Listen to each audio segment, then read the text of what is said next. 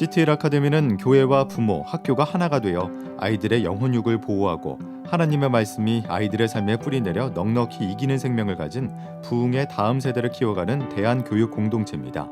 사랑, 부르심, 탁월함이라는 가치 아래 기독교 세계관을 중심으로 한 신앙교육과 비판적 사고력을 강화하는 문학 글쓰기, 토론 수업, 전인적 성장과 창의력 개발을 위한 예체능 수업, 그리고 영어와 중국어 교육 등 외국어 교육을 통한 탁월한 글로벌 인재를 양성하는 기독학교입니다.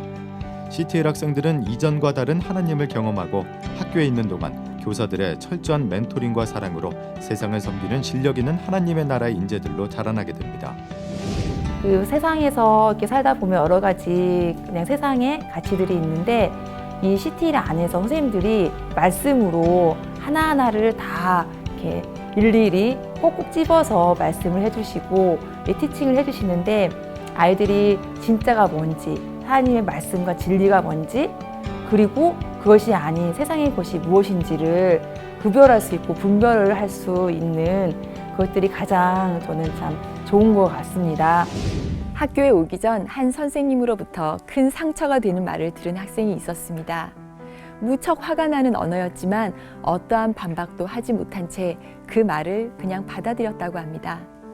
왜냐하면 스스로 자신을 봐도 정말 그렇게 보였다고 합니다. 이 학생이 처음 입학 면접을 보러 왔을 때 한참을 아이와 대화를 한 뒤 상담하시던 선생님께서 이렇게 말했습니다. 실수가 없으신 하나님이 널 만드셨어. 너는 하나님의 형상으로 지어졌어. 누가 뭐라고 널 평가해도 하나님께서 널 향한 놀라운 계획을 가지고 계시단다. 그 계획이 너의 삶에 이루어질 거야. 라고 하며 아이의 눈을 맞추고 하나하나 이 진실을 말해 주었습니다. 그런데 이 이야기를 듣던 그 덩치 큰 고등학생이 눈물을 뚝뚝 흘렸습니다. 딱딱한 마음이 녹아지기 시작한 것입니다. 한참을 침묵하던 아이가 간절한 아이의 눈빛으로 선생님 도와주세요라고 하는 것입니다.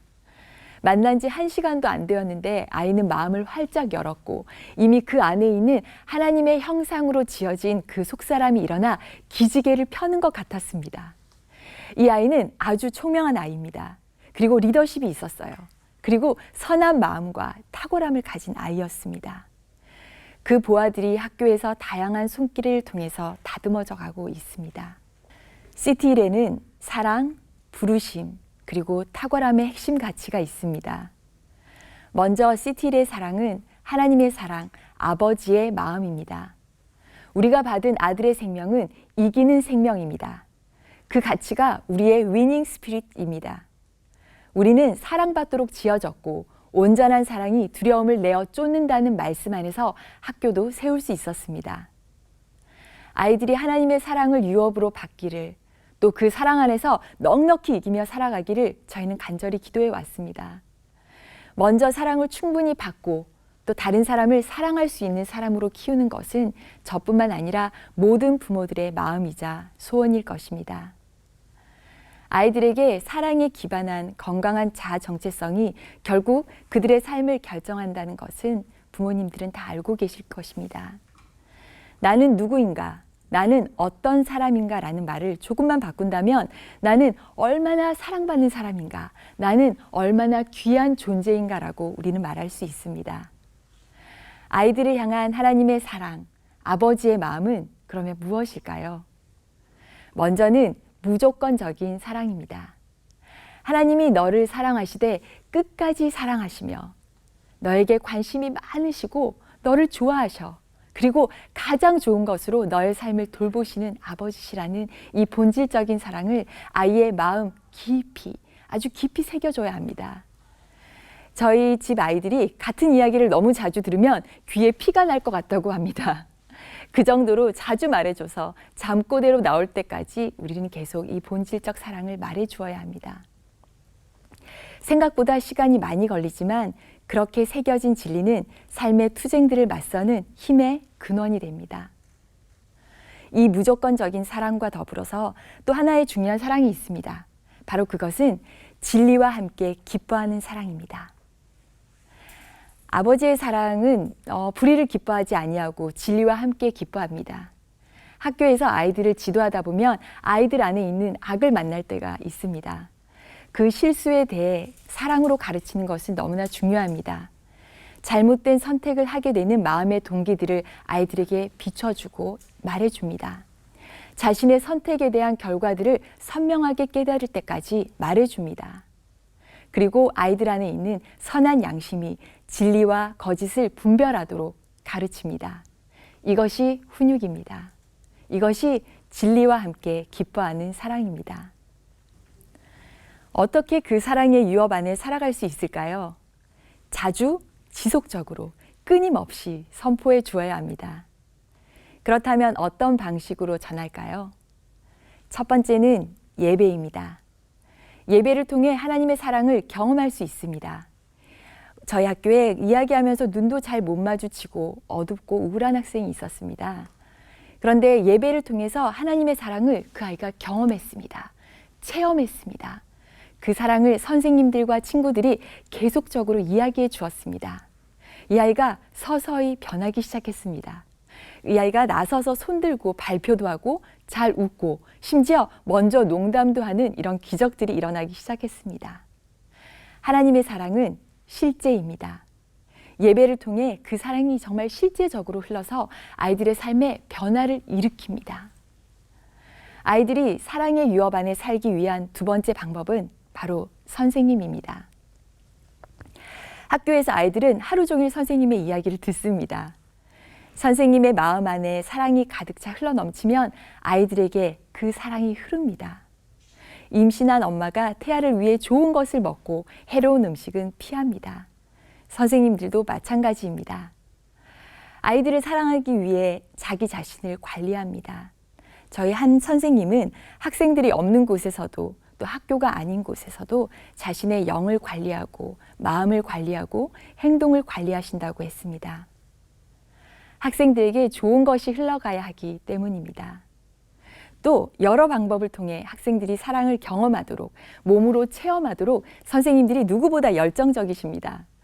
어떤 날은요, 디즈니 공주 드레스를 입고 선생님들이 레드카펫을 깔고 아이들을 영화 속 주인공인 것처럼 맞이해주는 날도 있습니다.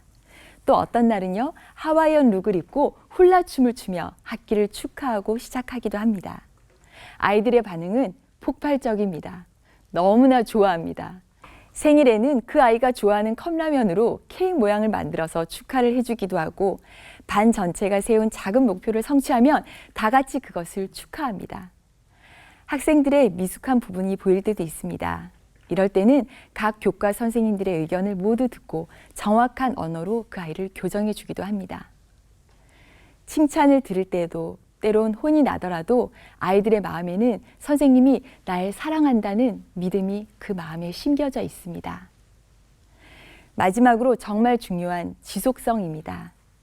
이 사랑이 휘발되지 않으려면 문화로 형성되어야 합니다. 학교의 분위기, 교실의 분위기는 그 어떤 것보다 학생들에게 많은 영향을 끼칩니다. 얼마 전 개인적인 사정으로 학교를 그만두신 선생님의 생신이었는데 학생들이 교무실로 와서 그 선생님께 전화를 해달라고 부탁합니다. 그리고는 생일 축하 노래를 부르고 선생님을 축복해드렸습니다. 떠나신 선생님이지만 선생님으로부터 받은 사랑의 흔적이 아이들의 마음에 남아 있었던 것입니다. 다시 선생님께 사랑과 감사를 표현하는 존중의 문화가 자연스럽게 자라는 것입니다. 이런 신뢰와 사랑의 관계는 아이들이 성장하면서 만나게 되는 수많은 거짓 언어들 속에서도 건강한 마음을 가질 수 있는 바탕이 됩니다. 다시 한번 말씀드리겠습니다. 이러한 신뢰와 사랑의 관계는 아이들이 성장하면서 만나게 되는 수많은 거짓 언어들 속에서도 건강한 마음을 가질 수 있는 밑바탕이 됩니다. 저에게는 엄마 아빠에게도 다 말하지 못한 슬픈 마음이 있었어요. 너무 동그란 내 얼굴도 마음에 들지 않고 내 목소리도 예쁘지 않은 것 같아요. 그리고 무엇보다 내 성격이 정말 마음에 안 들어요. 내가 하고 싶은 말이나 행동을 참지 못하고 다 해버려서 자주 혼나고 친구들에게 상처 주는 말도 안 하고 싶은데 자꾸 하게 되고 아침마다 짜증을 내서 온 가족이 기분을 나쁘게 만들어요. 그런데 동생 강물이는 어디 가든 귀엽다는 얘기를 듣고 사람들을 편안하고 즐겁게 해줘요. 제가 잃어버린 물건도 다 챙겨주고 자기 일도 잘해서 늘 엄마한테 칭찬받는 것 같아요. 저는 저의 이런 모습이 너무 싫고 늘 칭찬받는 동생이 부러웠어요. 그런데 예배 시간에 모두가 좋아하지 않는 삭개오를 찾아오셔서 친구가 되어주신 예수님에 대한 말씀을 들었어요. 그리고 저도 기도했어요. 예수님, 저도 삭개오처럼 예수님을 만나고 싶어요. 그런데 정말 신기하게 예수님이 저를 찾아와 주셨어요. 그리고 지금 제 모습 그대로 너무 사랑한다고 말씀해 주셨어요. 그게 너무 좋고 너무 감사해서 자꾸 눈물만 났어요. 예수님, 저도 싫어하는 제 모습을 좋아해 주시고 친구가 되어 주셔서 너무 감사해요. 저도 예수님을 사랑해요.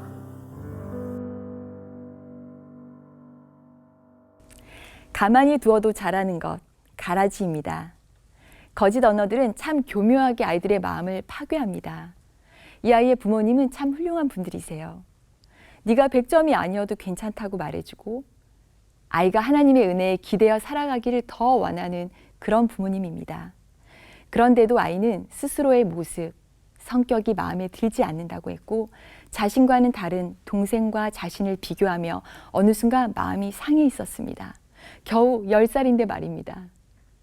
하지만 채플 시간 삭개오를 찾아오신 예수님처럼 자신에게 다가오시는 예수님의 사랑을 경험하게 됩니다. 정말 다른 차원의 사랑이 아이의 마음에 부어지는 것입니다.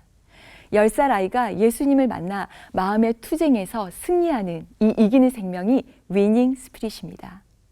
우리 모든 아이들에게 너무너무나 필요합니다. 이 땅의 다음 세대가 두려움과 죄의 도전을 넉넉히 이기는 이 이기는 생명으로 살아가도록 그 본질적 사랑이 아이들이 걸어가는 길이 되도록 해야 할 것입니다. 온전한 사랑은 두려움을 내어 쫓습니다. 자식 농사라는 말이 있듯 농사와 자녀 양육은 정말 많이 닮았습니다. 심은 대로 거두고 돌보는 만큼 자랍니다. 때마다 필요한 돌봄이 다릅니다. 그래서 농부는, 부모는, 또 선생님은 아주 부지런해야 하고요. 성실해야 합니다. 그리고 한결같은 마음으로 물과 양분을 주듯 예수님이 아이들의 마음에 다가오시기까지 청지기인 부모님들은 하나님의 사랑과 아버지의 마음의 반사체가 되어 우리 아이들에게 말해주고 또 말해주어야 합니다. 이 하나님의 사랑, 아버지의 마음 안에서 우리는 부르심을 발견할 수 있습니다. 아이들에게 너의 부르심은 뭐라고 생각하니? 라고 물으면 저에게 오히려 부르심이 뭐예요? 라고 되묻거나 아니면 자기가 원하는 직업을 이야기합니다. 물론 저도 그랬습니다. 부르심이 무엇인지 궁금했고 찾고 싶다고 하면서 좋은 직업들을 나열했었습니다. 얼마 전 제가 성경에서 모세의 이야기를 읽어 내려가다가 모세의 어머니에게 시선이 머물렀습니다. 모세가 태어나던 해 왕은 산파들에게 태어나는 모든 남자아이는 즉시 죽이라는 명을 내렸습니다. 성경에는 그 여자가 잉태하여 아들을 낳아 그 준수함을 보고라고 되어 있습니다. 요게벳이 보았다는 바로 그것이 부르심의 조각을 본 것입니다. 이 아이 안에 특별한 뭔가가 있구나를 본 것입니다. 하나님은 모세를 통해 이스라엘 민족을 자유케 하려는 출애굽의 계획을 가지고 계셨습니다. 그 계획을 이루시기 위해 무엇을 하셨을까요? 요게벳에게 모세를 맡기셨습니다. 하나님은 그녀를 신뢰하셨고 그녀는 그 일을 해냈습니다. 혹시 갓 태어난 아이를 보신 적 있으시죠? 그냥 빨갛고 쪼글쪼글합니다. 너무 작아서 만지기도 조심스럽습니다. 여리여리한 뼈와 살을 가진 핏덩이, 거기서 탁월함과 준수함이 잘 보이지는 않습니다. 그런데 가끔 할머니, 할아버지들은 그 갓난 손주들을 보면서 아이고 이놈 눈 좀 봐라, 아이고 이 손 좀 봐라, 큰 인물이 되겠네 라고 말씀하시는 것들을 우리는 종종 들을 수 있습니다. 인생 연륜에서 나오는 뛰어난 안목이 아닐까요? 요게벳은 그 쪼글쪼글하고 한없이 여린 아이 안에 있는 탁월함과 뛰어남을 보았습니다. 그리고 온 가족이 목숨을 걸고 이 아이를 지키기로 한 것이죠.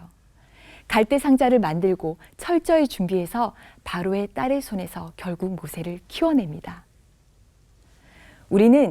우리가 그리고 우리의 아이가 어떻게 살아가게 될 것인지 무척 궁금합니다. 하나님은 한 사람 한 사람을 향한 특별한 계획과 목적을 가지고 계십니다. 하지만 그 계획과 목적은 주님만이 아십니다. 그래서 부르심을 알고 싶다면 하나님을 구할 수밖에 없습니다. 주님께 내 마음을 드리고 내 욕심을 버리며 하나님을 따르는 길을 갈 수밖에 없는 것입니다. 부모로서 자녀의 부르심을 발견하는 여정을 어렵게 하는 것은 무엇일까요? 먼저는 부모이기 때문입니다. 내 아이는 나처럼 고생하지 않았으면 좋겠다. 나보다 더 좋은 환경에서 자랐으면 좋겠다. 라고 생각합니다. 이는 너무나도 당연한 부모의 마음입니다. 저도 그렇습니다. 그렇기 때문에 시선이 아이에게로 향합니다. 그러나 우리의 시선은 하나님께로 향해야 합니다. 하나님이 이 아이를 어떻게 그리고 무엇을 위해 창조하셨는지 먼저 찾는 것입니다. 이 과정이 쉽지 않아서 저희는 부모 할례라고 불렀습니다. 답은 창조주 하나님께 있습니다. 이런 경우도 있습니다. 아이의 달란트가 선명하게 보이는 경우 그것을 즉시 개발하며 살도록 도우면 될까요? 라고 물으십니다. 예를 들어 저희 집 아이 중 한 명이 남다른 안목이 좀 있습니다. 그 재능으로 살려면 당장이라도 SNS 활동들을 하면서 무언가를 하게 하면 되는데 저희 부부는 논의 끝에 그렇게 하지 않기로 했습니다. 내면이 기경되는 것이 먼저라고 생각했기 때문입니다. 이 아이가 무엇을 위해 살아야 하는지 삶의 목적과 정체성을 따라 살 수 있도록 내면을 기경하는 것이 그의 달란트를 가지고 주인의 즐거움에 참여할 수 있는 길임을 알았기 때문입니다. 세상도 사람들의 재능을 알아봅니다. 그러나 그 재능 때문에 그 사람은 소비되기도 합니다. 완벽하게 준비가 되어야 그것을 할 수 있는 것은 아닙니다. 소비되지 않고 자신의 생명으로 살아갈 수 있도록 보호하는 것입니다. 지금 SNS를 하지 않아도 사람들의 좋아요와 평판에 휘둘리지 않는 내면을 기경하는 것이 더 중요합니다. 또한 부르심은 여정입니다. 주님을 사랑하며 따르는 여정이고 나의 세상 사랑과 욕심을 버리는 여정입니다. 제가 그랬습니다. 주님의 부르심을 알고 싶다고 하며 유학을 준비했는데 주님은 저를 기도의 자리로 인도하셨습니다. 친구들은 각자의 커리어를 쌓으며 삶의 열매들을 누리는 것 같이 보였습니다. 상대적으로 저는 기도의 씨앗만 뿌리는 것처럼 보였고 나는 언제 열매를 맛보게 될까라는 생각이 올라오기도 했습니다. 기도하며 우리의 바톤을 이을 다음 세대가 중요하다는 마음이 들었을 때 당장 학교를 세워야 하나 생각하기도 했습니다. 그런데 그게 아니었습니다. 하나님은 제가 가진 자원으로 이런 일을 하게 하는 것이 아니라 하나님의 자원으로 그 일을 하도록 인도하고 계셨습니다. 제가 요즘 자주 듣는 찬양이 있는데요. 하나님의 꿈이 나의 비전이 되고 하나님의 성품이 나의 인격이 되는 이런 가사가 있습니다. 정말 하나님의 꿈을 따르면서 부르심의 길을 발견하게 됩니다. 그래서 우리의 아이들도 자신이 지어진 대로 살도록 아이의 내면을 기경하는 것이 아주 중요합니다. 하나님이 저를 너는 똑똑하고 어딜 가든 환영받는 아이야. 그리고 운동 잘하고 체력이 넘치는 아주 활발한 아이야 라고 말씀하셨습니다. 하나님은 제가 잘하든지 못하든지 한결같이 저를 사랑하시고 그리고 저를 하나님의 사랑받는 딸로 생각하셔요. 예수님은 저를 기쁨이 넘치고 사랑이 많고 매일 행복한 사람으로 보셔요. CT1은 하나님의 사랑 안에 부르심을 이루는 탁월한 세대를 양육합니다. 제가 다녔던 고등학교는 방과 후 진행되는 특별반이 있었습니다. 서울대를 준비하는 장미반과 연고대를 준비하는 백합반입니다. 이 반들은 전교 등수로 학생들을 선발합니다. 제가 고3이 시작될 때 저는 장미반 학생이었습니다. 저의 가정은 경제적으로 어려웠기 때문에 학원도 과외도 받기가 쉽지 않았습니다. 그리고 부모님께서도 생계를 꾸려 나가시는 것이 너무 바쁘셨기 때문에 저를 돌봐주실 여력이 없으셨습니다. 저는 어린 시절 열심히 혼자 공부하며 모범생으로 자랐습니다. 그런데 고3이 되면서 새벽까지 독서실에서 영어 문제집을 매일 한 권씩 풀며 저 혼자 열심히 했지만 한계에 부딪히게 되었습니다. 열심히 해서 서울대 반인 장미반에 들어가긴 했지만 그 반에 있는 많은 학생들은 어린 시절부터 부모님의 전폭적인 지도와 재정적 지원 안에 유명한 학원, 과외 등 많은 도움들을 받으며 저와 같이 열심히 공부하는 친구들이었습니다. 친구들과 같이 열심히 공부했지만 많은 도움을 받으며 달려가는 친구들은 어느새 저보다 저 멀리 앞서가고 있었습니다. 1학기가 지나고 담임 선생님은 저를 불러서 네가 열심히는 하지만 한계가 있는 것 같다. 2학기 때는 백합반으로 가자라고 말씀하셨습니다. 그리고 저는 그 말씀을 하시는 담임 선생님 앞에서 참 많이 울었습니다. 그리고 언젠가 기도 가운데 하나님께서는 그때의 기억을 떠올려 주시며 그때 도움과 후원과 지원과 멘토링이 없어 한계 앞에 주저앉은 19살이었던 저를 위로하시며 탁월함의 한계에 막혀 주저앉은 많은 청소년들을 위로하고 다시 일으켜주는 주님의 마음과 손길이 되어주기를 말씀하셨습니다. 그래서 저는 이러한 주님의 부르심에 순종하여 CT1에서 다음 세대를 섬기고 있습니다. 하나님께서는 하나님을 사랑하고 하나님이 주신 부르심을 향해 달려가는 다음 세대가 다양한 한계를 넘어 탁월함으로 부르심이 준비되기를 원하십니다. CT1은 학생들의 탁월함을 위해 멘토로서의 교사와 성령님의 역사가 있습니다. 먼저 CT1에는 멘토인 선생님들이 있습니다. 멘토는 현명하고 신뢰할 수 있는 상담 상대, 지도자, 스승, 선생을 의미합니다. 경험과 지식이 많은 사람이 스승 역할을 하여 지도와 조언으로 그 대상자의 실력과 잠재력을 향상시키는 것이 멘토링입니다. 저의 학창시절에는 지식을 가르쳐 주시는 선생님들은 많으셨지만 저를 사랑과 관심으로 깊이 있게 들여다보며 저에게 어떤 잠재력과 한계들이 있는지를 살피고 잠재력은 이끌어주고 한계들은 넘을 수 있도록 기도해주고 조언하고 격려하고 가르쳐주며 함께해주는 멘토는 없었습니다. 그러나 CT1에는 멘토들이 있습니다. 아니 멘토 그 이상입니다. 에베레스트 산을 함께 오르는 셰르파이고 마라톤을 함께 뛰는 페이스메이커입니다. CT1의 교사들 안에는 그러한 멘토의 심장이 뛰고 있습니다. 학생들이 경험하는 공부의 한계 앞에 학생들과 함께 그 한계를 같이 느끼며 학생들에게 맞는 방법을 찾기 위해 기도하고 함께 고민하며 주님이 주시는 지혜들로 한계들을 넘으며 학생들의 잠재력을 이끌어주는 멘토인 선생님들이 있습니다. 여기에 그러한 멘토이신 선생님의 고백이 있습니다. 그리고 무엇보다 CT1의 탁월함의 핵심에는 성령님의 역사가 있습니다. 성령의 충만은 학생들의 연약함을 벗어나게 하는 하나님의 능력이 되십니다. 성령님이 주시는 위로, 상담, 격려는 학생들의 잠재력을 깨우는 하나님의 지혜이십니다.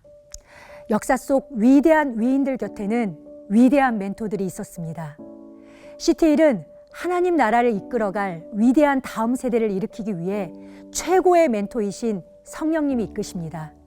그리고 성령님께 순종하는 멘토인 교사들이 있습니다. 이를 통해 일어날 다음 세대들은 대한민국의 정치, 경제, 문화, 과학 등 많은 영역에 하나님의 통치를 실현하는 새로운 소망이 될 것입니다.